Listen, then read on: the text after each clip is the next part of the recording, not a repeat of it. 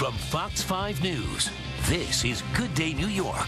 Well, you might be able to make your memories last longer by playing mind games. A new study suggests that stimulating your brain by doing certain activities could help strengthen your memory later on in life. So what exactly can you do? Well, joining us here in the studio is Dr. Ezriel Kornel, a neurosurgeon and director of the Institute for Neurosciences at Northern Westchester Hospital in Mount Kisco, New York. That's a mouthful there. Good morning to you, Doctor. Good morning. Thanks for joining us. It's a pleasure to be here with you on this holiday weekend. So you can do things that you enjoy, and it could have long-term beneficial effects. Indeed. It's an interesting study that was done through the Mayo Clinic where they looked at almost 300 people, and they looked at how their cognitive skills were, how good their thinking ability was, their learning ability, their memory. And they looked at how much they had done in terms of reading and game playing and sort of what we would call intellectual studies. And they found that those who had done more had better skills later on in life. So really what it tells us is that the more we learn, the better our brain is. It's pretty obvious, it seems, right? But the truth is that our brain likes exercise just like the rest of our body does. So there are certain games you can play, right, that stimulate the brain. Tell us about some of those games. Anything that allows you to learn will stimulate your brain. So if you play a musical instrument and you want to get better at it and you keep learning, it's stimulating your brain.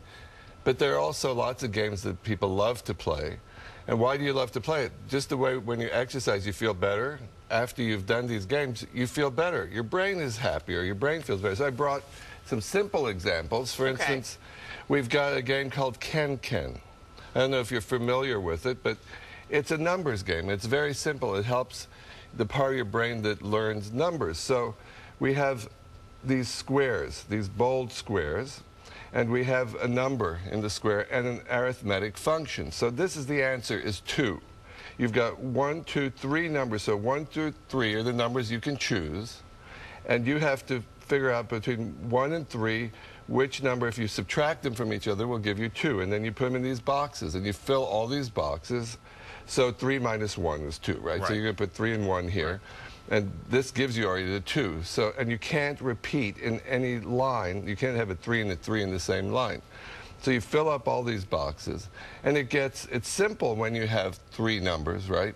1 through 3. But then it gets more complicated as you have 6 and 7 43. numbers. That gets tough. But you get better at it. The more you do it, the better you get at it. And so you get better at doing numbers generally. But it's not just paper games. There's some electronic games. Oh, yeah, we've got one that everybody loves that everybody seems to know about. This surprises me. Angry Birds, right? Yes. So what's Angry Birds? You take this little bird on a slingshot, you shoot him at the little piggies. Right. Well, it takes some coordination, and it starts out simple. It's hand-eye coordination, but over time, you get better at it. It gets more complicated, and you get better and better. So you're improving your hand-eye coordination. You're teaching your brain how to do this better and more quickly, and it improves your other hand-eye coordination skills as well. So it's hard to believe that kids played this for hours and parents think they're wasting their time, but in fact, as they get better, it has a beneficial effect. Not a waste of time. What is the takeaway here? Because you said a lot of this seems pretty obvious. You exercise your brain, your brain is going to be healthier over your lifespan. Right. But why is this so important? The takeaway is that you should continue to exercise your brain and do things you enjoy that further develop your brain. If you like to play an instrument, keep playing that instrument. Keep getting better at it. If you like to read things that are somewhat challenging to you. If you like to play games, get better at them.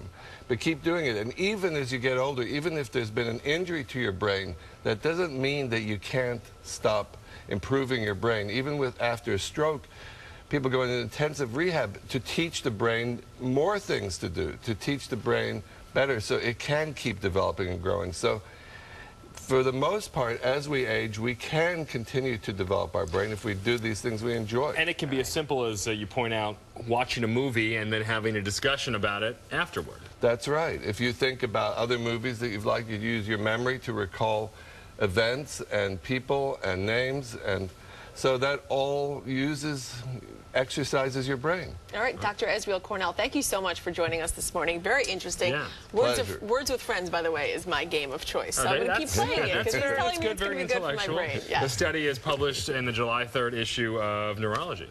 Dr. Yes, Kornel. indeed. And Thanks just so don't much for coming fight with the flight attendant when you're playing. Right. Exactly. No Alec You might get Baldwin, thrown off the plane. events Exactly. here. Thanks All so right, much. still to come.